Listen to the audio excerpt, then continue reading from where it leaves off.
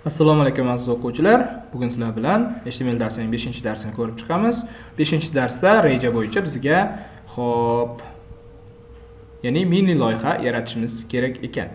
Ya'ni mana shu bugungacha o'rgangan, ya'ni 5 ta darsimiz ichidan o'sha foydalangan ya'ni taglardan, belgilash taglaridan har biridan foydalangan holatda mini loyiha yaratamiz. Lekin bu mini loyiha chiroyli bo'lmaydi, chunki chiroyli qilish uchun CSS ni yaxshi bilishimiz kerak. CSS da ya'ni chiroyli qilib bersak bo'ladi.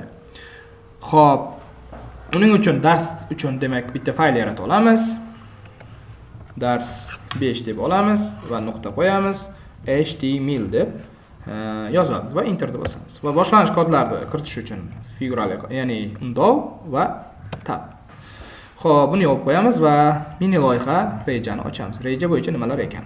Demak, bizda sarlavha ishlatar ekanmiz, paragraf P'larni ishlatar ekanmiz, HR da ishlatar ekanmiz va strong em va marklarni ishlatar ekanmiz va ro'yxatlar va ABBR va nimalarni iqtibos beradigan taglarni ishlatar ekanmiz.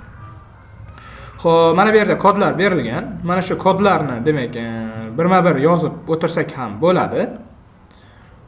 Lekin bularni o'zlaring mustaqil qilib ko'rishlaringga to'g'ri keladi.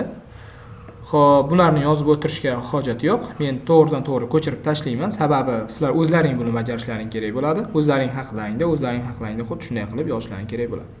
Xo'p, bundan kopiya olaman. Va mana shu yerda barcha ma'lumotlarni demak o'chirib tashlab, boshlang'ich kodlarni o'rniga vistavit qilib tashlayman.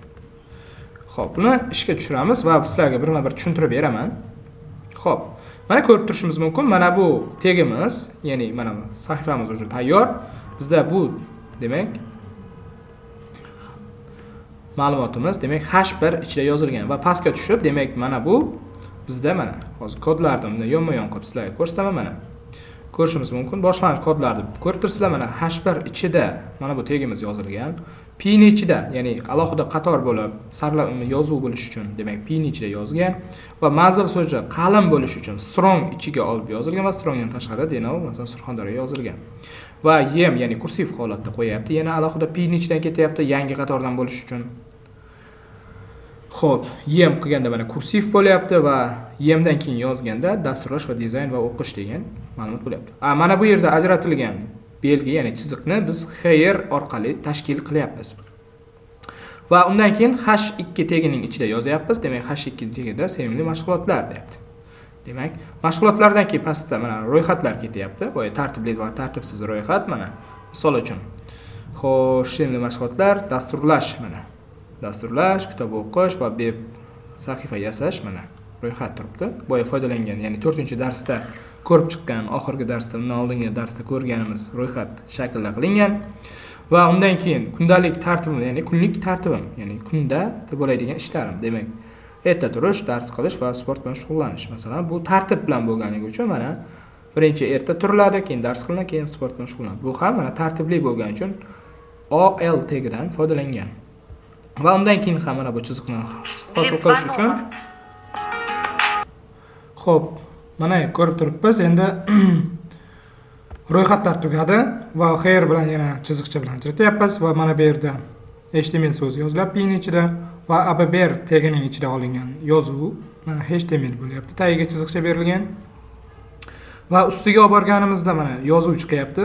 Mana HTML ning to'liq nomi Hypertext Markup Language va buni sodir qilish uchun, ya'ni chiqarish uchun xuddi shunday title tagining ichidan emas, bu atribut hisoblanadi. Ya'ni ichida kelganiki bu atribut hisoblanadi. Atributni ichidan biz masalan qo'shtirnoq ichida yozadigan bo'lsak, xuddi shunday holat bo'ladi.